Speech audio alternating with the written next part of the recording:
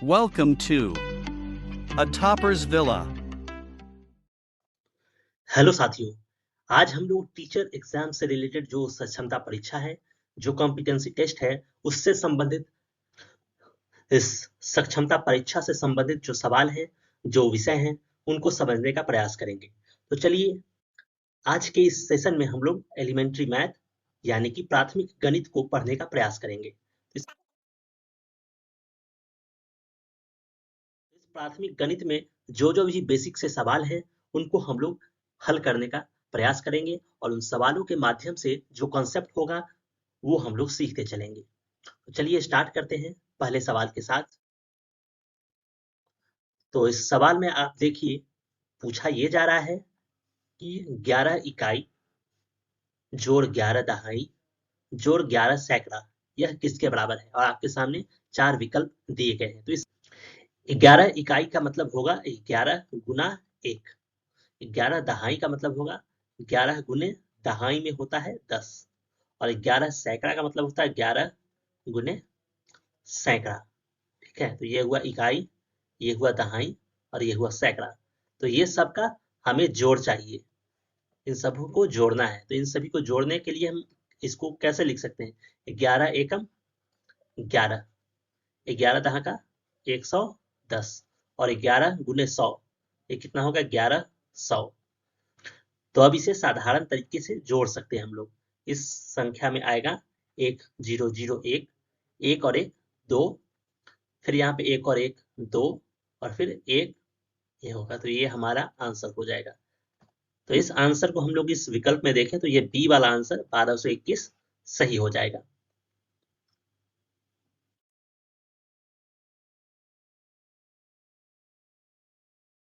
तो इसी कॉन्सेप्ट से संबंधित अगर हम इन अंकों को देखें तो यहाँ जो 23 है, तो यहाँ दहाई के अंक पे 2 आता है, इकाई के अंक पे 3 आता है।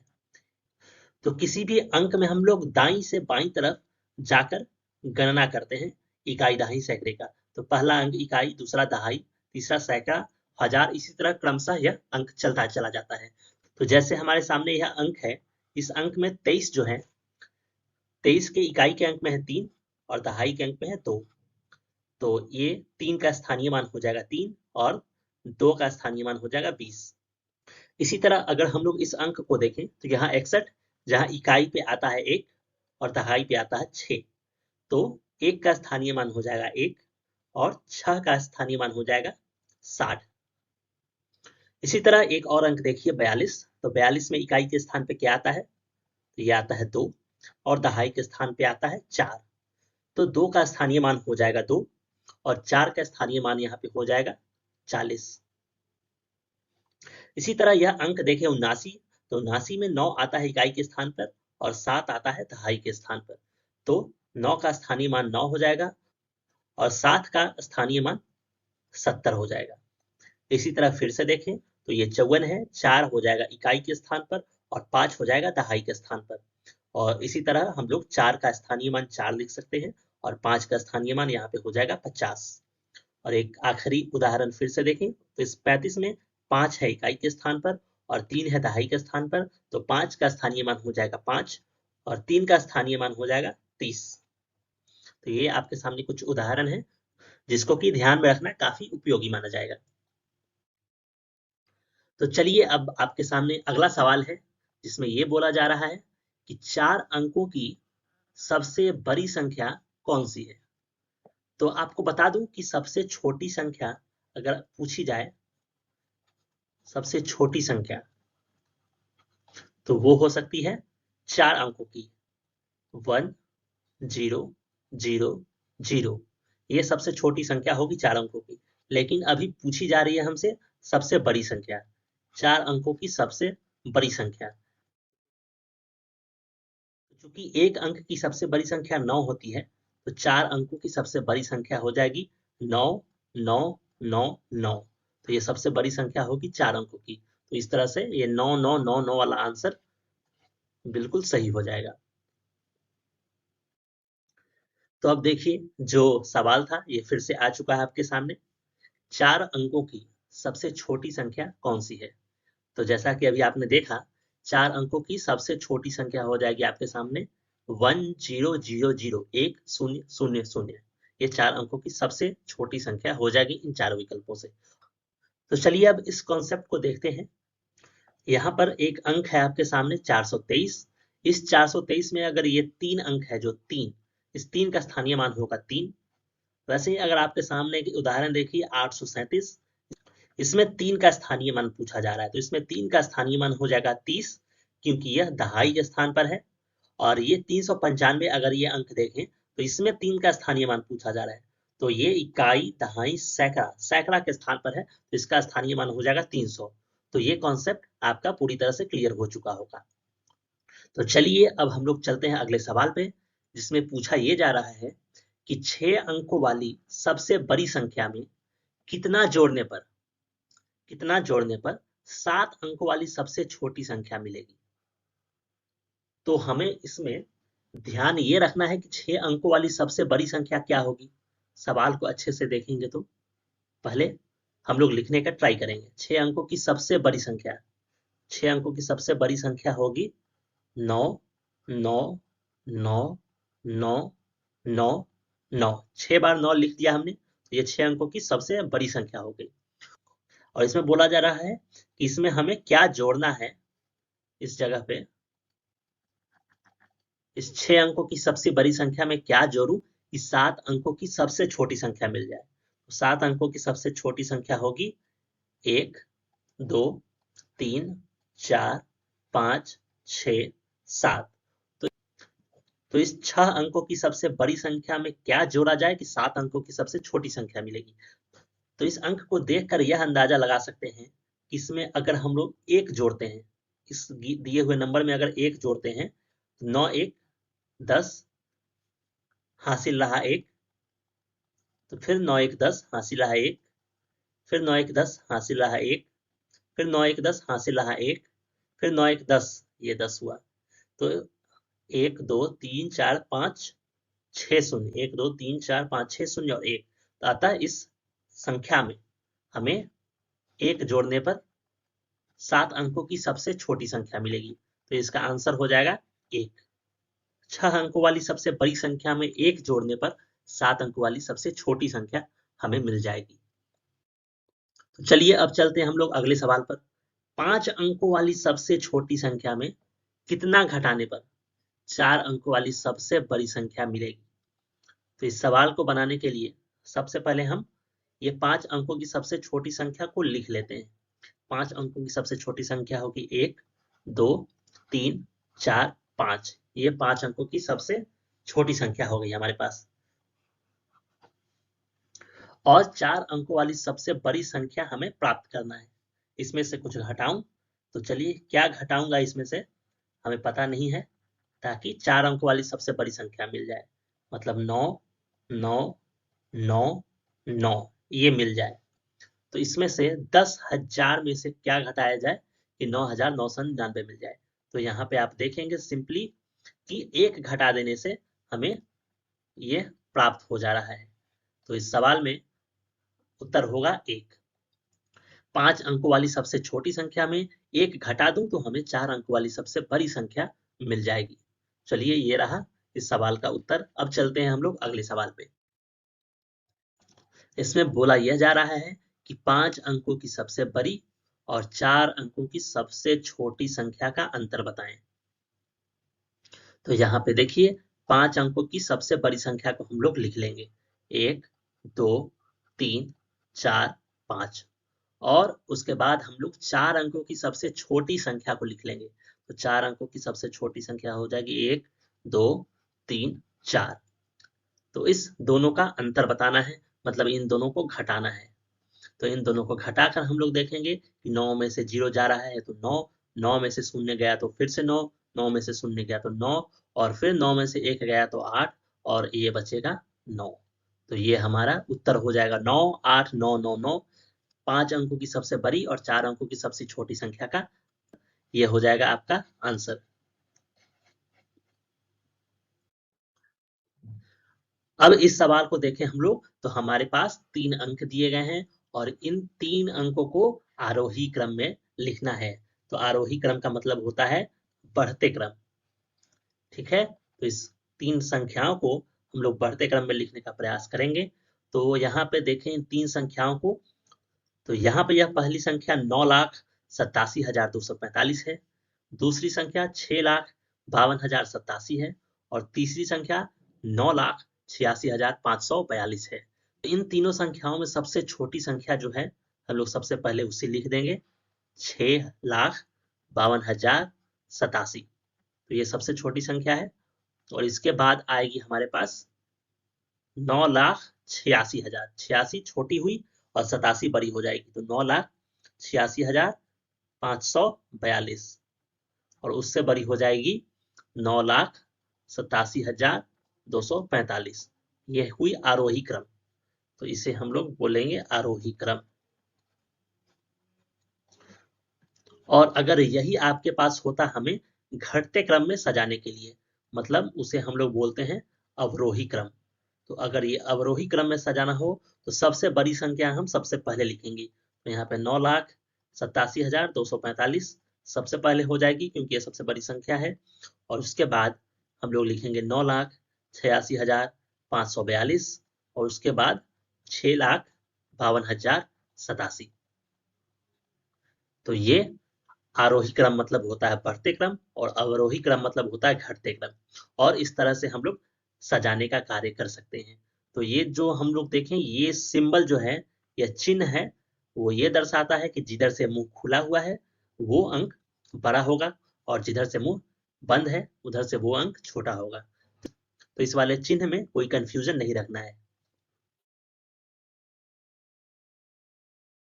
तो जैसा कि हम लोग आज के सेशन में प्राथमिक गणित को कवर कर रहे थे, तो चलिए इस सेशन में प्राथमिक गणित को इस सुपर पीडीएफ से लगाने का ट्राई करते हैं।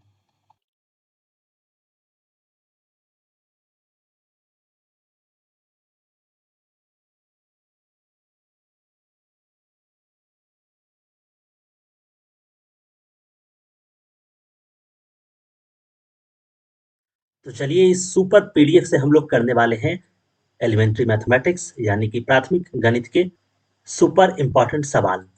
तो चलिए स्टार्ट करते हैं सबसे पहले पहले सवाल से। तो यहाँ पे सवाल ये बोल रहा है कि 8,888 जोड़ 888 जोड़ 88 जोड़ 8, इन चारों का योगफल कितना होगा। तो इन चारों का योगफल निकालने के लिए हम लोग 8 8 8 8 और इसमें जोड़ना है हमें 888 और इसमें जोड़ना है हमें 88 और इसमें जोड़ना है हमें 8। इन चारों का योगफल निकालेंगे तो 8 दूनी 16, 8 तिया 24, 8 चौके 32, तो 32 हुआ 2 और हासिल आएगा 3। फिर हम लोग देखेंगे तो 8 8 8 24 और 3 जोड़ेंगे 27, तो 27 हो जाएगा, फिर हाथ में 2 रह जाएंगे हासिल। उसके बाद 8 8 16 और 2 18, हासिल हमारे पास हो जाएगा 1 और 8 और 1 9, 9,872 हमारे पास आंसर आ रहा है, जो कि इन चारों ऑप्शंस में से कोई नहीं है, मतलब इनमें से कोई नहीं हमारा उत्तर हो जाएगा। इस प्रश्न का सही विकल्प इनमें से कोई नहीं होगा। तो चलिए अब हम लोग चलते हैं अगले सवाल की तरफ। तो अगला सवाल ये बोल रहा है 0.003 और उसमें हमें गुना करना है 0.002। चलिए इस गुणे को हम लोग देखने का प्रयास करते हैं। 0.003 और इसमें हमें गुना करना है 0.02।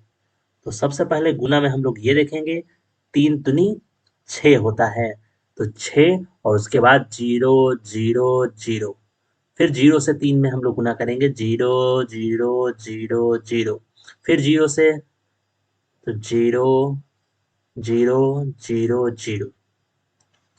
तो इन सभी अंकों को जस के तस हम लोग इस तरह लिखने का प्रयास करेंगे। और यहाँ पे मुख्य खेल होता है दशमलव वाले प्रश्नों में दशमलव को गिनना, ताकि कितने अंकों के बाद दशमलव आ रहा है वो हमें गिनना होता है। तो यहाँ पे इस वाले सवाल में अगर हम लोग देखें तो इस अंक में 3 के आगे 1 2, मतलब 2 अंकों के बाद दशमलव है, और यहाँ पे 1 अंकों के बाद दशमलव है। तो ऊपर वाले में 2 अंकों के बाद दशमलव था और इस वाले में 1 अंकों के बाद दशमलव है। तो टोटल कितने अंकों के आगे दशमलव लगेगा, ये दोनों को जोड़ना है। तो इसमें चूंकि 2 अंकों के आगे है, इसमें 1 अंकों के आगे है, तो टोटल 3 अंकों के आगे हमें दशमलव लगाना होगा। तो 6 के आगे 1, 2, 3, यहाँ पे हमें दशमलव लगाना होगा। तो इसका आंसर क्या हो जाएगा? 0.0006। ये होगा हमारा उत्तर, क्योंकि इस दशमलव वाले गुणे में बस दशमलव को जोड़ना होता है ताकि कितने अंकों के आगे दशमलव है। तो इससे हम लोग डायरेक्टली भी कर सकते हैं इस सवाल को, बस दशमलव को गिनना होता है। 1, 2, 2 अंकों के आगे दशमलव है और उसमें 1, बस 1 अंकों के आगे दशमलव है। तो 3 दूनी 6 और 3 अंकों के आगे दशमलव हो जाएगा। तो ऑप्शन हमारे पास सही हो जाएगा कौन सा? तो ऑप्शन हमारे पास सही हो जाएगा 0.0006। ये सी ऑप्शन, सी विकल्प हमारे पास सही उत्तर में गिना जाएगा। तो अब चलिए हम लोग चलते हैं अगले सवाल की तरफ। तो इस सवाल में हमें दिख रहा है मापांक गणित का सवाल। मापांक मतलब कि मॉडुलस। किसी भी अंक के आगे अगर हम मॉडुलस लगा देते हैं तो इसका मतलब इसका जो माइनस का साइन है, जो नेगेटिव का साइन है, वो हट जाएगा और इसका मान 4 हो जाएगा। ये मैंने उदाहरण लिया, जैसे कि आपके सामने अगर मापांक वैल्यू में, मॉडुलस वैल्यू में कोई भी चीज निगेटिव के साथ है, कोई भी चीज माइनस के साथ है, तो ये माइनस के साइन को हटा दिया जाता है और सीधे उस अंक को लिख दिया जाता है। ठीक है, तो इस सवाल में आप देखेंगे कि -4 का मापांक वैल्यू है, -4 का मॉडुलस वैल्यू है। तो यहाँ पे इसकी वैल्यू हम लोग लिख सकते हैं केवल 4, और ये 4 तो खुद एक पॉजिटिव वैल्यू है। तो यहाँ पे 4 को जस का तस लिख देंगे और फिर से -4 और फिर से जोड़ 4, और इसका हमें आंसर बताना है कि इस सवाल का आंसर क्या होगा। तो इस सवाल का आंसर आपके सामने होने वाला है, एक 4 प्लस में है और एक 4 माइनस में है, तो दोनों को काट सकते हैं और हमारे पास अभी 2 4 बचा है। तो 4 जोड़ 4 8। तो इस सवाल का आंसर हो जाएगा हमारे पास डी। डी विकल्प 8 हमारा बिल्कुल सही आंसर हो जाएगा। तो चलिए अब चलते हैं हम लोग अगले सवाल की तरफ। तो ये रहा आपके पास अगला सवाल। दी गई राशियों का औसत 0, 0, 4, 10, 5 और 5, इसका हमें औसत निकालना है। तो औसत निकालने के लिए हमें क्या करना होता है? राशियों की योग बटा राशियों की संख्या। तो यहाँ पर देखेंगे तो दी गई राशियां क्या कहती हैं? उन दी गई राशियों को हम लोग जस का तस लिख लेंगे और उनका योगफल कर लेंगे, क्योंकि औसत का जो फॉर्मूला होता है वो होता है राशियों का योग बटा राशियों की संख्या। तो यहाँ राशियों का योग अगर हम लोग निकालें तो 0 + 0 + 4 + 10 + 5 + 5, बस इतनी ही संख्या दी गई हमारे पास, 0, 0, 4, 10, 5 और 5। तो इन सारे संख्याओं का योगफल निकाल के और उसे हम लोग विभाजित कर देंगे उन सारी राशियों की संख्याओं से। मतलब ये संख्याएं कितनी हैं? 1, 2, 3, 4, 5 और 6, टोटल 6 हैं। तो नीचे हम लोग लिख देंगे 6। औसत का यही फॉर्मूला होता है, राशियों का योग बटा राशियों की संख्या। तो योग अगर हम लोग देखें इसे जोड़कर, तो 5 और 5 10, 10 और 10 20, 20 और 4 24। ऊपर अंश को जोड़ने के बाद हमें मिल रही है 24 और नीचे हर में है 6। तो इससे 6 से 24 में अगर भाग दें तो 6 4 का 24, हमारे पास 4 पूरी तरह से सही आंसर आ रहा है। तो यहाँ पे सी विकल्प जो 4 है वो सही हो जाएगा। तो चलिए अब चलते हैं अगले सवाल की तरफ। तो यहाँ पे ये सवाल प्रतिशत का है। तो इस प्रतिशत को निकालने के लिए सबसे पहले हमें ये देखना है कि 220 का 15% पूछा गया है। 220 का 15% निकालने के लिए हम लोग सबसे पहले 220 लिख देंगे और 15% मतलब 15%, इसे लिखने के लिए 15 को परसेंट, पर 100 लिखा जाता है और ये हमें इस सवाल का आंसर देगा। तो इसे 1 शून्य से 1 शून्य हम लोग यहाँ पे काट सकते हैं, और अगर 5 के पहाड़े को 2 बार पढ़े तो 5 दूनी 10, और 5 का पहाड़ा अगर 3 बार पढ़े तो 5 तिया 15। तो ये होगा हमारे पास ऐसा फ्रैक्शन। और इस भिन्न को और भी काटा जा सकता है। इस 2 से हम लोग 22 को काट सकते हैं 11 बार में, 11 दूनी 22। तो इस भिन्न को अच्छे से हल करने का प्रयास हमें करना होगा, तभी जाके इस सवाल के आंसर तक हम लोग आसानी से पहुंच सकते हैं। और इस सवाल का आंसर यहाँ पे हो जाएगा 11 × 3, ये वाला 11 और ये वाला 3 जो बच गया है वो होगा 33। तो इस सवाल में आंसर आ रहा है 33। जो कि पहला विकल्प 33 वो सही हो जाएगा। तो चलिए अगले सवाल की ओर चलते हैं। तो अगले सवाल हमारे पास यह है कि 450 सेबों में से 30% सड़े हुए हैं, 30% सड़े हुए हैं, तो कितने सेब ठीक हैं हमें ये बताने हैं। तो इसे शांत दिमाग से हमें पहले ये सोचना है कि हमारे पास कुल कितने सेब हैं। तो कुल 450 सेब हैं और इसमें सड़े हुए कितने हैं। तो इसमें सड़े हुए हैं इसके 30%। ये आप ध्यान से देखिए, तो इसका 30% मतलब 30/100। अब इसे हम लोग काफी आसानी से काट सकते हैं, एक शून्य से एक शून्य, एक शून्य से एक शून्य। तो 45 गुना 3 ये कितना होगा। तो 5 दिया 15, 13। तो आप यहीं पे हड़बड़ी में 135 आंसर लगा सकते हैं, लेकिन मैं आपको बता दूं कि यह विकल्प पूरी तरह से गलत है। ये तो आपने 30% सेब जो निकाले ये तो सड़े हुए सेब हैं। ये 30% जो सेब हैं वह सड़े हुए हैं। सवाल में ये पूछा गया है कि कितने सेब ठीक हैं। तो ठीक सेबों की संख्या कितनी होगी। 450 में से सड़े हुए सेब हमें घटा देने होंगे, 135 सेब हमें घटा देने हैं, तब जाके ये 5, 1 और 3। तो ये 450 में से 135 घटाने पे हमारे पास 315 सेब आते हैं, मतलब 315 सेब ठीक हैं। ये ऑप्शन डी बिल्कुल सही हो जाएगा हमारे पास कि 450 सेबों में से अगर 30% सड़े हुए हैं तो मतलब 135 सड़े हुए हैं। तो अच्छे कितने हैं, ठीक सेब कितने हैं। तो ठीक सेब है 450 में से सड़े हुए घटाने के बाद जो अच्छे सेब निकले हैं वो 315 निकले हैं। तो 315 हमारा बिल्कुल सही विकल्प है। तो चलिए अब हम लोग अगले सवाल को करते हैं। तो अगले सवाल को देख के लग रहा है कि हमें बॉड मास का नियम लगाना होगा, तब जाके इस सवाल को हल किया जा सकता है। इस सवाल को हल करने के लिए हमें BODMAS यह बॉड मास का नियम आप लोगों को पता होना चाहिए, तब जाके यह सवाल हल किया जा सकता है। तो इस बॉड मास में बी का मतलब होता है ब्रैकेट, मतलब कि कोष्टक, ऐसे वाले कोष्टक। और ओ का मतलब होता है ऑफ, ऑफ मतलब कि का, और इसका मतलब होता है गुणा। डी मतलब होता है डिवीजन, जिसका मतलब होता है भाग। एम होता है मल्टीप्लीकेशन, जिसका मतलब होता है गुना। ए होता है एडिशन, जिसका मतलब होता है जोड़। और एस होता है सब्ट्रैक्शन, जिसका मतलब होता है घटाव। बस आप ये शब्द याद रखें, बॉड मास, जिसमें बी होता है ब्रैकेट, ओ होता है ऑफ, डी होता है डिवीजन, एम होता है मल्टीप्लीकेशन, ए होता है एडिशन और एस होता है सब्ट्रैक्शन। ठीक है।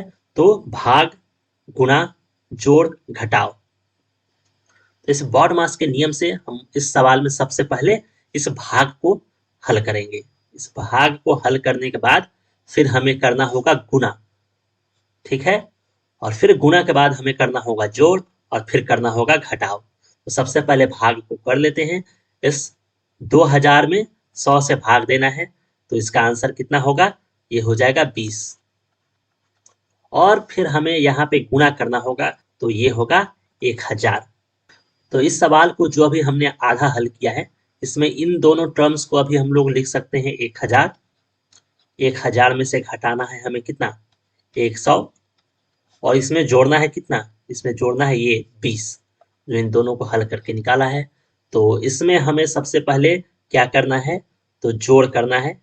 ठीक है। सबसे अंतिम में घटाव किया जाता है। तो इस जोड़ को देखिए, 1000 में क्या जोड़ना है हमें, 1000 में 20 जोड़ना है, तो ये हो जाएगा 1020।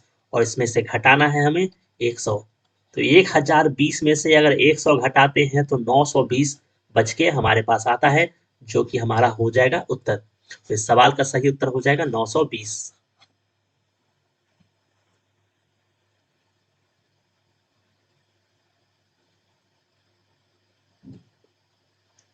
चलिए अब हम लोग अगले सवाल की ओर चलते हैं। तो इस सवाल में बस हमें 4 अंकों को जोड़ने के लिए दे दिया गया है। तो इस 4 अंकों को बिना डरे हुए अच्छे से जोड़ना है, ताकि इसके सही आंसर तक पहुंचा जा सके। तो जो जोड़ हमें करने हैं वो हम लोग 10 का 10 लिख लेते हैं। 7 4 1 5 6 0। उसके बाद है 9 3 5 4 1 6। उसके बाद है 1 1 4 3 और इसके बाद है 1 7 3 6 4। इसे हमें इसी क्रमांक में लिखना है ताकि सारे इकाई वाले अंक एक साथ रहें, सारे दहाई वाले अंक एक साथ रहें, सारे सैकड़ा वाले अंक एक साथ रहें, तो हमें जोड़ने में कोई परेशानी नहीं होगी। तो चलिए जोड़ना आरंभ करते हैं। 6 3 9 4 13 13 हासिल आ गए 1, फिर 6 1 7 4 11 और 6 17 और हासिल थे 1, तो हमारे पास 18, फिर से हासिल हो गए हैं 1, 5 4 9 1 10 और 3 13 और हासिल था 1, तो ये हुआ 14 और फिर से हासिल हो गया 1, 1 और 5 6 और 1 7 और 7 14 और 1 हासिल था ये 15, तो 15 के बाद हासिल हुआ 1, फिर 4 3 7 1 8 और हासिल था 1 9, फिर 7 और 9 16। ये हमारे पास आंसर है। तो अब देखते हैं ये आंसर किस विकल्प में उपलब्ध है। तो ये आंसर 1 6 9 5 4 8 3, 1 6 9 5 4 8 3, ये ऑप्शन सी, विकल्प सी में मौजूद है। तो विकल्प सी हमारा बिल्कुल सही आंसर होगा।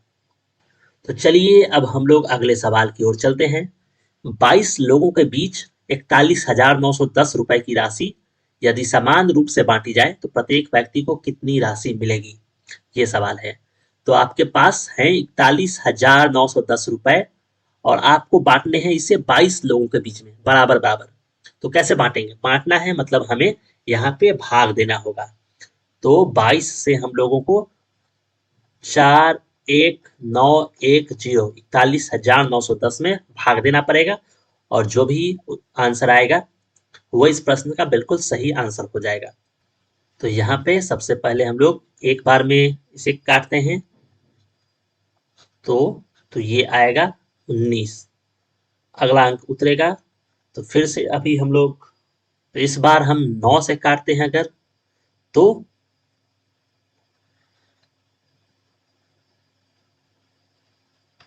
198, मतलब एक शेष बचेगा, उसके बाद एक उतरेगा। तो चूंकि ये कटने वाला नहीं है तो हमें फिर से जीरो लगाना है और जीरो लगाने के बाद फिर से जीरो आ चुका है। तो इस बार 5 बार अगर देखें तो 22 5 110 और यह पूरी तरह से कट जा रहा है। तो यहाँ पे 1905 बिल्कुल सही उत्तर हो जाएगा। तो 41,910 रुपए को 22 लोगों में बांटनी है, तो उसे 22 से भाग देंगे और भाग देने के बाद हम लोग देखेंगे 1905 रुपए बिल्कुल सही आंसर आ रहे हैं। प्रत्येक व्यक्ति को 1905 रुपए मिलेंगे, तब जाके यह 41,910 रुपए समान रूप से 22 लोगों के बीच बट जाएगी।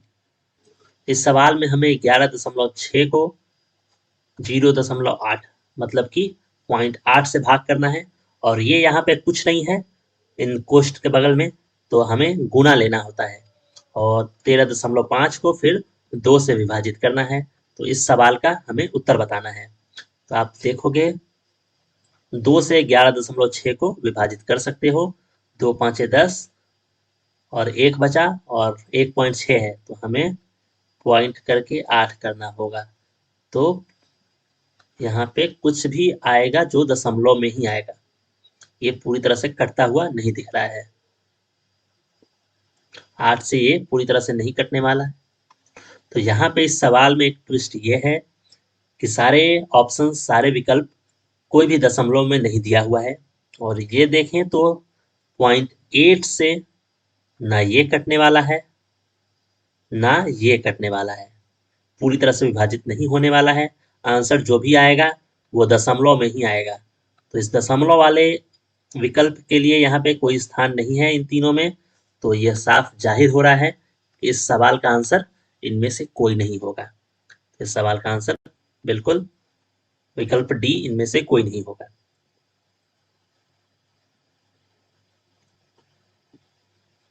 चलिए तो अब आपके सामने सवाल यह है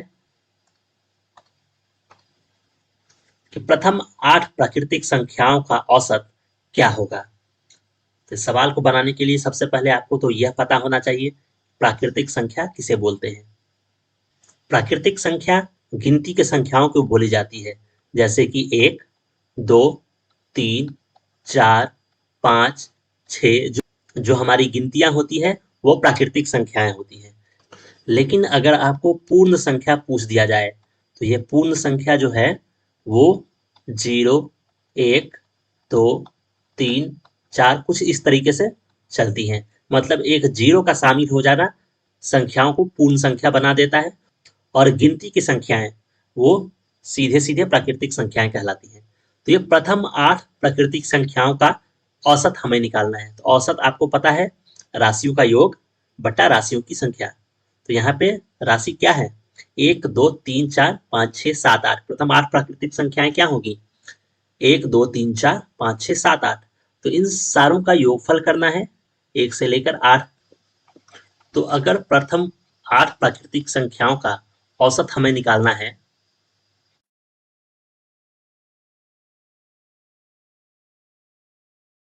तो ये इस औसत के बारे में तो हमें पता ही है कि औसत का सूत्र क्या होता है।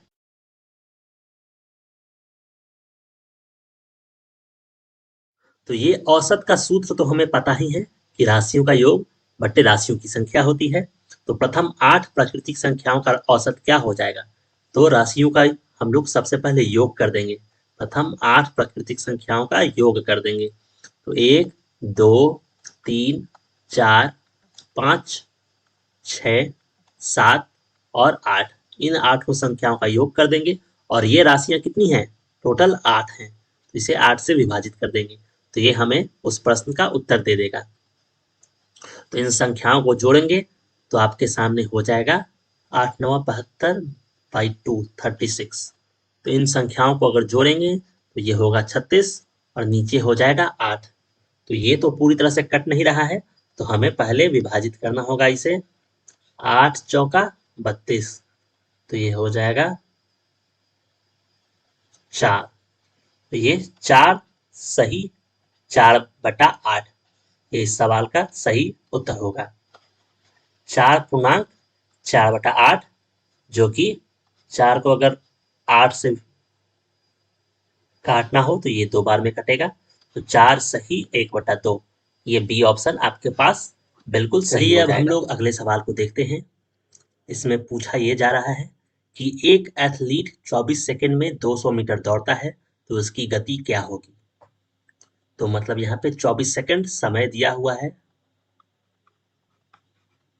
और यह 200 मीटर दौड़ जाता है, तो मतलब यह दूरी दिया हुआ है। यह समय दूरी चाल का प्रश्न है। तो यहाँ पे आप एक फॉर्मूला ये याद रखें कि दूरी बराबर क्या होता है, दूरी बराबर होता है चाल गुने समय, चाल गुना समय। तो इस सवाल में दिया क्या है, इस सवाल में समय दिया है और दूरी दिया है, तो हमें चाल निकालना है। तो चाल क्या हो जाएगा, दूरी बटा समय, ये होगा हमारा चाल। जोड़ को अगर इक्वेशन के दूसरे तरफ ले जाया जाए तो वो घटाव हो जाता है, गुणे को अगर इक्वेशन के दूसरे तरफ ले जाया जाए तो वो भाग हो जाता है, और भाग को अगर इस समीकरण के दूसरी तरफ ले जाया जाए तो वो गुणा हो जाता है। तो इस तरह यहाँ पे चाल का जो फॉर्मूला हुआ वो दूरी बटा समय, यहाँ से हम लोग निकाल सकते हैं। बस एक सूत्र याद रखने की जरूरत है। तो यहाँ पे हमें निकालना है चाल, उसकी गति, तो गति बराबर दूरी बटा समय। तो यहाँ दूरी दे रखा है 200 मीटर और समय दे रखा है 24। तो 200 में 24 से हमें विभाजित करना है, तो ये मीटर प्रति सेकंड में हमारे पास आंसर आ जाएगा। तो इसका आंसर होगा हमारे पास 4 छक 24 और 4 50 बार में तो 200, 50/6 मीटर प्रति सेकंड। और इस मीटर प्रति सेकंड में यहाँ पे चूंकि आंसर नहीं है, यह किलोमीटर प्रति घंटे में आंसर दिया हुआ है। ये सारे विकल्प किलोमीटर प्रति घंटे में है। तो मीटर प्रति सेकंड को हमें अगर किलोमीटर प्रति घंटे में बदलना है तो याद रखिए हमें 18/5 से गुणा करना होता है। तो यहाँ हम लोग 18/5 से गुणा कर रहे हैं ताकि मीटर प्रति सेकंड को हम लोग किलोमीटर प्रति घंटा में बदल सकें। तो ये याद रखिए मीटर पर सेकंड को हमें किलोमीटर पर आवर में बदलना है। अगर मीटर प्रति सेकंड को किलोमीटर प्रति घंटे में बदलना है तो इस केस में हमें 18/5 से गुना करना होता है।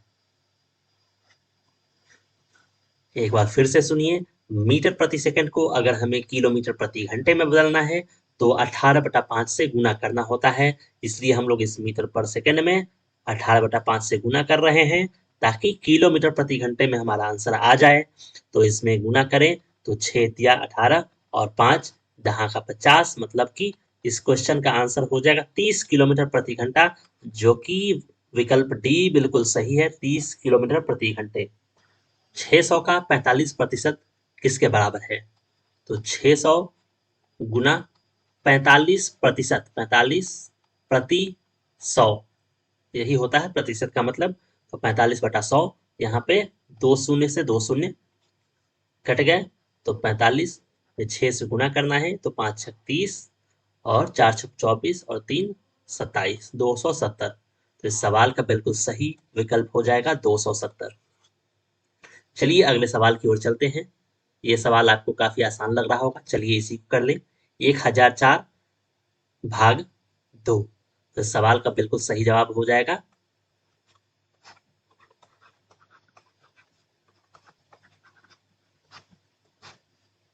502। 502 बिल्कुल सही जवाब होगा इस प्रश्न का। ये तो बिल्कुल आसान सा सवाल था। चलिए अगले सवाल को देखते हैं। ये सवाल फिर से समय, दूरी और चाल का है और इसमें वही वाला कॉन्सेप्ट फिर से यूज होना है। चलिए इस सवाल को देखते हैं ताकि ये पता चले आपका कॉन्सेप्ट कितना क्लियर हुआ है। तो सबसे पहले समय, दूरी, चाल वाले फॉर्मूला को हम लोग यहाँ पे लिखते हैं। वो फॉर्मूला होता है दूरी बराबर चाल गुना समय। ये फॉर्मूला सबसे पहले हमें लिख देना होता है। तो इस सवाल में देखें, 108 मीटर लंबी एक रेलगाड़ी 20 सेकंड में बिजली के खंभे को पार कर जाती है। तो रेलगाड़ी की चाल क्या है? तो यह मीटर है, मतलब कि यह मीटर जो है दूरी का मापक है, तो यह दूरी दिया हुआ है। और 20 सेकंड, सेकंड मतलब समय का मापक है, तो यह समय दिया हुआ है। तो आपके पास दूरी पता है, समय पता है, चाल निकालना है। तो फिर से वही काम करते हैं हम, चाल बराबर दूरी बट्टा समय। तो दूरी है यहाँ पे 108 मीटर, ऊपर में है मीटर, और नीचे है समय 20 सेकंड, तो यह हुआ मीटर प्रति सेकंड। देख लीजिए फिर से यहाँ पे ऑप्शन, यहाँ पे किलोमीटर प्रति घंटा में है। मीटर प्रति सेकंड को हमें 18/5 से गुना करना होता है, तब जाके वो किलोमीटर प्रति घंटे में बदलता है। ये बात हमें याद रखना है, तो हमें कभी भी गलती का सामना नहीं करना पड़ेगा। तो चलिए 108/20 गुना 18/5 हम करें तो ऑप्शन हमारे पास आ जाएगा। तो इसे हम लोग देखें तो 10, 9, 5 और ये हुआ 5, 4। तो यहाँ पे आप 108/20 गुना 18/5 इस गुणांक को सॉल्व करेंगे तो आपके पास आंसर हो जाएगा 32.4 किलोमीटर प्रति घंटा। ये आप सॉल्व करके देख लेंगे। चलिए फिर से हम अगले सवाल की ओर चलते हैं। 1.5 अनुपात 2.5 का सरलतम रूप क्या है? यह 1.5 बटा 2.5 इसके बारे में पूछ रहा है। तो ये चूंकि दशमलव इसमें भी एक अंक के आगे है और इसमें भी एक अंक के आगे है, तो दोनों दशमलव को हम लोग काट सकते हैं। मतलब 15/25 के बारे में पूछा जा रहा है। तो ये हो जाएगा 5 तिया 15 और 5 5 25, 3.5। इसका बिल्कुल सही विकल्प हो जाएगा 3:5। चलिए अब अगले सवाल को करते हैं हम लोग। ये बॉडमास पे आधारित एक छोटा सा सवाल है, BODMAS। यहाँ पे मल्टीप्लीकेशन है, मतलब मल्टीप्लीकेशन है गुना, और सब्ट्रैक्शन है मतलब घटाव है, घटाव। सबसे पहले हम लोग गुना करेंगे, फिर जाके घटाव करेंगे। तो यहाँ गुना वाला ये अंक है, इन दोनों का गुना पहले करेंगे, फिर इन दोनों का गुना करेंगे और दोनों के आपस में घटाना है। तो चलिए जल्दी से 106 में 106 का गुना कर लें तो ये आएगा 36 63 000 601। तो यहाँ पे 63211 और उसके बाद अब अगर हम 94 को 94 से गुणा करें तो ये आ जाएगा 16 7 88। तो आप इसे गुणा करके देख लेंगे और इन दोनों गुणनफल का हमें घटाव निकालना है। मतलब 11 236 में हमें घटाना है 8 8 3 6। तो इसका आंसर हम लोग इसे घटा के प्राप्त कर सकते हैं। तो 6 से 6 घटेगा 0, 3 से 3 घटा 0, 2 में 8 घटा तो कुछ नहीं, आगे से हाथ से लेना होगा 4 और 10 में से 8 गया 2, 2400। तो इस सवाल का बिल्कुल सही आंसर हो जाएगा 2400। आप इसे काफी आसानी से कर सकते हैं। बस इसमें ट्रैप यही है कि आपको गुणा पहले करना होगा इसका और यहाँ पे इसका, इन दोनों गुणनफलों को हमें घटाना है, तब जाके हमें आंसर प्राप्त होगा। तो चलिए एक छोटा सा समीकरण पे आधारित सवाल है। 3x माइनस 15 माइनस 6, इसमें x का मान कितना होगा। ये काफी सिंपल सवाल है, इसे देख के नहीं डरना है। तो 3x समीकरण के दूसरे साइड में प्लस को भेजा जाए तो वो माइनस हो जाता है और माइनस को भेजा जाए तो प्लस हो जाता है। तो यहाँ पे 15 को हम उस तरफ भेजने वाले हैं। तो 15 यहाँ पे माइनस में था ये, तो इसे हम लोग इधर प्लस में कर दिए। और ये 6 भी यहाँ माइनस में था, उधर गया तो प्लस में आ गया 6। तो हमें पता है कि 3x को क्या लिखे हम, 15 प्लस 6, मतलब कि 3x जो हो गया वह किसके इक्वल हो गया, वो बराबर हो गया 15 जोड़ 6 के, मतलब 21 के।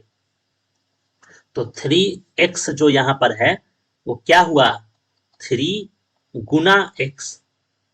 3x मतलब 3 गुना x, ये है किसके बराबर, 21 के बराबर। तो चूंकि यह 3 गुना में है तो x का मान हमें निकालना है। x को हम लोग 10 का 10 रहने देते हैं और गुना वाला चीज हमें उस तरफ भाग में भेज देना है। तो 21 भाग 3, तो ये कितना आ जाएगा 7। बस यही सिंपल सा सवाल है जिसे हमें 7 विकल्प ए को सही घोषित करके आगे बढ़ते जाना है। तो इस सवाल में हमें ये पूछा जा रहा है कि एक संख्या है 47 52 40 ऐसा, तो इसमें 5 का स्थानीय मान और जातीय मान में क्या अंतर है। तो स्थानीय मान आपको 5 का निकालना है, तो 5 का स्थानीय मान कितना होगा 5, और ये 3 अंक है मतलब ये 1000 पे है, तो 5000। ये स्थानीय मान आप निकालना पहले सीख चुके हैं। और जातीय मान जो होता है वो कुछ नहीं होता, जो अंक है वही सीधा जातीय मान हो जाता है। तो 5 का जातीय मान यहाँ पे 5 ही होगा। तो ये 5000 में से हमें 5 घटाना है, तो 4995 इस सवाल का बिल्कुल सही उत्तर हो जाएगा। 4995 ये विकल्प बी आपका बिल्कुल सही उत्तर है। अब अगला सवाल ये है कि 4 अंकों की सबसे बड़ी और सबसे छोटी संख्या का जोड़फल कितना होगा। तो 4 अंकों की सबसे बड़ी संख्या आपको पता है 9999 और 4 अंकों की सबसे छोटी संख्या भी आपको पता है 1000। अब बस इसे जोड़ना है, 9 9 9 और 9 1 10, 10,999 आपके सामने विकल्प बी बिल्कुल सही हो जाएगा। अब ये अगला सवाल देखिए, 4 अंकों की सबसे छोटी संख्या और 3 अंकों की सबसे बड़ी संख्या में कितना अंतर होता है। अंतर है मतलब घटाना है। तो 4 अंकों की सबसे छोटी संख्या आप लिखिए 1000 और 3 अंकों की सबसे बड़ी संख्या आप लिखिए 999। अब इन दोनों को घटाना है, तो ये तो सिंपल दिख रहा है, 1000 में से 999 घटाने हैं, तो इसका आंसर 1 आ जाएगा। तो ऑप्शन बी 1 बिल्कुल सही उत्तर हो जाएगा। इन सवालों को देख के घबराना नहीं है, इसे पूरी तरह पढ़ना है और जो बोला गया उसे लिख लेना है, उत्तर आपके सामने सीधा दिख जाएगा। चलिए अगले सवाल को देखते हैं हम लोग। इस सवाल में आपसे ये पूछा जा रहा है कि ये गुणनफल है, इस गुणनफल में इकाई अंक जो आखिरी का अंक होगा वो कितना होगा। तो आप इसे पूरा गुना करने में नहीं लग जाएंगे। सबसे पहले 245 में 122 का गुना करना है, तो ये अगर पूरा गुना करेंगे तो काफी समय लग जाएगा। तो बस ये देखें 5 दूनी 10, आखिरी अंक 0 होने वाला है इस दोनों से, इस दोनों के गुणनफल में। तो इन 0 से 431 जो हुआ और उसमें 0 वाले कुछ अंक जो होंगे उसका गुणनफल निकालना होगा, तो ये भी लास्ट में 0 ही हो जाएगा। तो लास्ट में ये सीधे बस आखिरी और आखिरी वाले अंक हमें गुणा करके देख लेने हैं, उससे साफ पता चल जाएगा कि वो इकाई अंक कितना है। 5 को 2 से गुणा कर लेंगे 10, और 10 का 1 से गुणा कर लेंगे 10, आखिरी अंक जो होगा इकाई अंक होगा वो 0 आ रहा है, तो 0 यहाँ पे बिल्कुल सही उत्तर हो जाएगा। चलिए एक सिंपल सा फिर से सवाल है आपके सामने। 10 मीटर प्रति सेकंड को हमें किलोमीटर प्रति घंटा में बदलना है। तो ये ट्रिक हमने आपको बताया है कि 10 मीटर प्रति सेकंड है, तो इसे हम 18/5 से गुना करेंगे, तो यह किलोमीटर प्रति घंटे में आ जाएगा। 5 दुना 10, तो ये होगा 18 दूनी 36 किलोमीटर प्रति घंटे, और इसका जो ऑप्शन है वो ऑप्शन बी बिल्कुल सही हो जाएगा।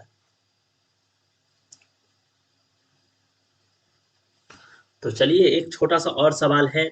1 घंटा 20 मिनट को हमें पूरी तरह से घंटा में बदलना है। तो ये 1 घंटा तो खुद ही घंटे में है, तो ये 1 रह जाएगा जस, और 20 मिनट को हमें घंटों में बदलना है। तो 20 मिनट को घंटे में बदलने के लिए 1 घंटे में कितने मिनट होते हैं? 60 मिनट। तो 60 से इसमें विभाजन कर देना है। तो ये हुआ आपका 1 घंटा 20 मिनट घंटे में। तो इसे हम बस हल कर लेते हैं। 2 तिया 6, तो ऊपर में 1 है नीचे में 3 है, तो 1 जोड़ 1/3। तो नीचे अगर कुछ नहीं होता है तो 1 माना जाता है। तो एक छोटा सा भिन्न का जोड़ है जो आप आसानी से कर सकते हैं। 3 जोड़ 1, मतलब ये आपके सामने 4 जोड़ 3 घंटे बन के आ रहे हैं। तो इस सवाल को हल करने का यही टैक्टिक्स था कि 1 घंटा 20 मिनट को हमें घंटे में बदलना था। तो 1 घंटा खुद 1 घंटे में है, और 20 मिनट को हमने घंटे में बदल लिया 20 को 60 से विभाजित करके। तो 20 या 60, मतलब ये जो भिन्न आया 1/3 आया है। तो 1 को 1/3 से जोड़कर हमने 4/3 घंटे प्राप्त कर लिया, जो कि ऑप्शन ए बिल्कुल सही यहाँ पे दिख रहा है। चलिए अब हम इसके बाद ज्यामिति के कुछ बेसिक कॉन्सेप्ट्स को देख लेते हैं, ताकि वो ज्यामिति में सबसे पहली आकृति हम लोग देखने वाले हैं त्रिभुज। त्रिभुज मतलब कि ट्रायंगल। इस ट्रायंगल को आप देखें तो यह 3 भुजाओं से घिरी हुई आकृति होती है। यह 3 भुजाएं होती है जिसे हम लोग बोलते हैं त्रिभुज। और त्रिभुज में अगर ये देखें आप तो 3 कोण बन रहे होते हैं, 1, 2 और 3। इन तीनों कोणों का योग आप देखोगे तो जोड़कर हो जाते हैं 180 डिग्री। तो त्रिभुज के तीनों कोणों का योग कितना होता है? 180 डिग्री। एंगल ए जोड़ एंगल बी जोड़ एंगल सी, ये आप लोग देखेंगे तो 180 डिग्री होकर सामने आता है। और इस त्रिभुज का परिमाप अगर आपसे पूछा जाए तो परिमाप क्या होता है? परिमाप कुछ नहीं बल्कि इसके किनारे की बाउंड्रीज होती हैं। आपके घर का जो बाउंड्री है वो आपके घर का परिमाप हुआ। तो ये परिमाप में आप देखोगे तो ये बाउंड्री और ये बाउंड्री, जो तीनों बाउंड्री आप देख रहे हैं लाल कलर की, ये बाउंड्री इस त्रिभुज का परिमाप हो जाएगा। तो परिमाप आप देखोगे तो ए बी, ये पहली भुजा, BC ये जो देख रहे हैं दूसरी भुजा BC, और AC ये तीसरी भुजा AC। तो इस त्रिभुज का परिमाप इन तीनों भुजाओं का योग हो जाएगा। तो ये परिमाप हुआ। और त्रिभुज में आप देखो तो सारे कोणों का योग 180 डिग्री होता है। तो अगले कॉन्सेप्ट में आप देखते हैं आयत को। आयत मतलब कि रेक्टेंगल। आयत की आकृति देखें तो कुछ इस तरीके से बनाई जाती है आयत, जिसमें 2 भुजाओं की लंबाई बराबर होती है और 2 भुजाओं की चौड़ाई भी बराबर होती है। दोनों आमने सामने की भुजाएं बराबर होती है, लेकिन चारों आपस में बराबर नहीं होते। ये देखिए ऊपर नीचे वाले दोनों बराबर हैं, और ये दाएं बाएं वाले दोनों एक दूसरे के बराबर हैं। तो लंबाई और चौड़ाई इस आयत के हम इस तरीके से देख सकते हैं। तो इस आयत का अगर हमें क्षेत्रफल निकालना हो, इस आयत का हमें एरिया निकालना हो, तो वो निकलता है लंबाई गुना चौड़ाई। तो ये हुआ आपका क्षेत्रफल। लेकिन परिमाप कैसे निकलेगा? परिमाप को परिमिति भी बोलते हैं, तो ये कंफ्यूज नहीं होना है। तो ये परिमाप निकलेगा चारों भुजाओं का जो योग होता है। देखिए, ये एक भुजा, दूसरा भुजा जो लाल कलर में आप देख पा रहे हैं, ये तीसरी भुजा और ये चौथी भुजा।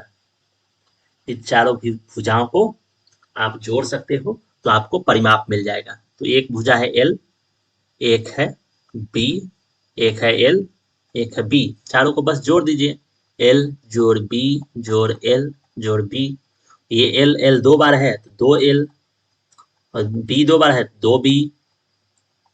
तो दो और दो दोनों में एक साथ है तो दो आप बाहर निकाल सकते हैं, एल जोड़ बी, ऐसा हो सकता है। तो ये है परिमाप का सूत्र, एल जोड़ बी। और क्षेत्रफल जो है वो लंबाई गुने चौड़ाई। ये हुआ आपका क्षेत्रफल आयत का। तो चलिए एक छोटा सा सवाल आप अगर बनाओगे तो आपको ये क्लियर रहने वाला है बहुत समय तक। किसी आयत की लंबाई जो है वो 8 सेंटीमीटर है और चौड़ाई जो है वो 4 सेंटीमीटर है। तो आप इसका क्षेत्रफल निकाल के बताएं और आप इसका परिमाप निकाल कर बताएं। इस वीडियो को रोकें और इस आयत का आप क्षेत्रफल निकाल कर बताएं और इसका परिमाप निकाल कर बताएं। तो चलिए, उम्मीद करता हूं आपने इसका क्षेत्रफल निकाल लिया होगा। क्षेत्रफल होता है लंबाई गुने चौड़ाई, मतलब 8 गुने 4। तो ये कितना हो जाएगा? 32 सेंटीमीटर स्क्वायर। क्षेत्रफल का जो यूनिट होता है वो वर्ग सेंटीमीटर होता है, वर्ग लग जाता है। और आप परिमाप देखें तो आप अपने आंसर मिलाने के लिए उत्सुक हैं। आपका आंसर कितना आ रहा है? देखिए, 2 गुना में होता है लंबाई जोड़ चौड़ाई। तो लंबाई यहाँ पे कितना है? 8, और चौड़ाई कितना है? 4। इन दोनों को जोड़ना है तो 2 से गुना करना है किसका? 8 जोड़ 4 12 का। तो 24 सेंटीमीटर आपके सामने परिमाप आ जाएगा। अगर आपका उत्तर सही आया है तो खुश हो जाएं, और गलत आया है तो फिर से अभ्यास करें और इस सवाल को दोबारा से बनाएं। तो चलिए अगली आकृति की तरफ चलते हैं। अगली आकृति हमारे पास होगी वर्ग। तो वर्ग को देखें, मतलब स्क्वायर को देखें, तो इसमें चारों भुजाएं बराबर होती हैं आपस में। ये चारों भुजाएं एल, इसे मैं ए से दिखाता हूं, ए ए ए ए, चारों भुजाएं एक दूसरे से बराबर होती हैं। ये आपका वर्गाकार आकृति है। तो इस वर्गाकार आकृति में आप क्षेत्रफल देखेंगे तो क्षेत्रफल कितना होगा? इसमें भी वैसा ही होगा, 2 भुजाएं लंबाई गुने चौड़ाई, लेकिन लंबाई और चौड़ाई दोनों बराबर हैं यहाँ पे, तो इसलिए ए गुना ए हो जाएगा, मतलब कि ए स्क्वायर आप बोल सकते हैं। दो चीज को एक साथ गुना कर दे तो वह स्क्वायर हो जाता है, ठीक है। और इसका अगर वर्ग का परिमाप देखेंगे तो वर्ग का परिमाप क्या होगा? फिर से वैसे ही चारों भुजाओं का योग। जैसे पहला भुजा तो ए, दूसरा भुजा फिर से ए आप जोड़ दीजिए, तीसरा भुजा तो फिर से ए जोड़े, और ये चौथा जो भुजा है उसके लिए भी ए जोड़े। तो इसका परिमाप आ जाएगा 4 बार ए, 4a, ठीक है। तो ये वर्ग का क्षेत्रफल और परिमाप का सूत्र है। यहाँ पे आपको ये पता होना चाहिए कि जो आयत था और जो वर्ग है उन चारों भुजाओं के कोनों पे 90 डिग्री का कोण बनता है। चारों तरफ 90 डिग्री का कोण बनता है। जैसे त्रिभुज में आपको टोटल जो होता था सारे कोनों का योग 180 होता था, लेकिन यहाँ पे एक कोने पे 90, एक पे 90, एक पे 90, एक पे 90, टोटल 360 बनेगा। लेकिन छोड़िए, आप इसे धीरे धीरे करके प्रैक्टिस करें और याद रखने का ट्राई कर सकते हैं। तो एक छोटा सा सवाल देखते हैं। किसी भी वर्ग का अगर हम भुजा देखें, वो 3 सेंटीमीटर दिया हुआ है, तो इस वर्ग का क्षेत्रफल निकालें और इसका परिमाप निकालें। तो आप इस वीडियो को रोककर इस वर्ग का क्षेत्रफल निकालें और परिमाप निकालें। तो चलिए, उम्मीद करते हैं आपने इस वर्ग का क्षेत्रफल निकाल लिया होगा, जो कि है 3 गुना 3 9 सेंटीमीटर स्क्वायर। और परिमाप क्या हो जाएगा? 4 गुने ए, मतलब कि भुजा 4 गुने 3 सेंटीमीटर, जो कि हो जाएगा 12 सेंटीमीटर इसका परिमाप हो जाएगा। ठीक है, तो चलिए इसे प्रैक्टिस करते रहें और इसे हमेशा जहन में रखें। तो चलिए अगली आकृति को हम लोग देखते हैं। यह है वृत्त।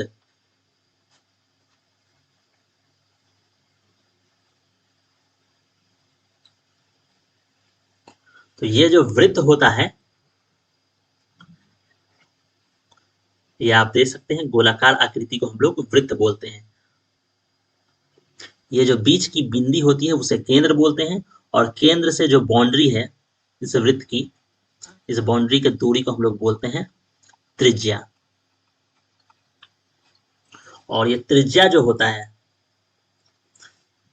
अगर इस त्रिज्या को दोहरा दिया जाए, इस त्रिज्या की लंबाई को अगर दुगुना कर दिया जाए, तो इसे हम लोग बोलते हैं व्यास।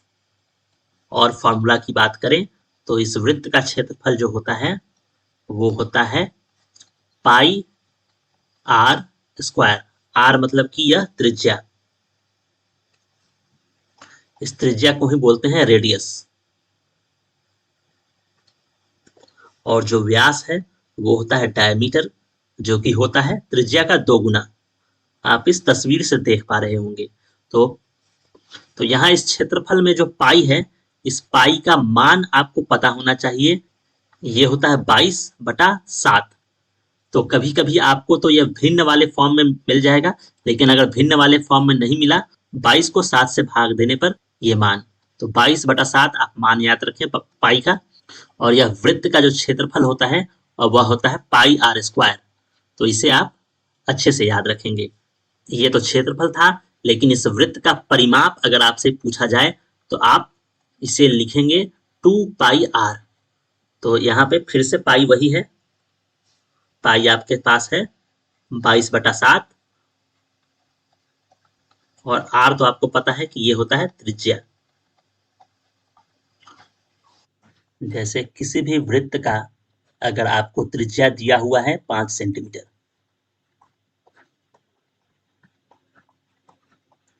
तो इस वृत्त का आप क्षेत्रफल निकालें और इसकी परिमिति निकालें। इस वृत्त का क्षेत्रफल और इस वृत्त का परिमाप निकालें और देखें कि क्षेत्रफल कितना आ रहा है। तो क्षेत्रफल आपका आएगा पाई आर स्क्वायर, मीन्स पाई और आर है 5 का स्क्वायर। तो पाई की जगह पे आप लिखते हैं 22/7 और 5 का स्क्वायर 5 गुने 5। तो इसे आप सॉल्व करेंगे तो जो भी आंसर होगा ये आपका क्षेत्रफल होगा। और परिमाप में देखें तो 2 इंटू पाई मतलब 22/7 और आर मतलब 5। तो इसे आप सॉल्व करेंगे तो जो भी आंसर होगा वो आपका परिमाप होगा।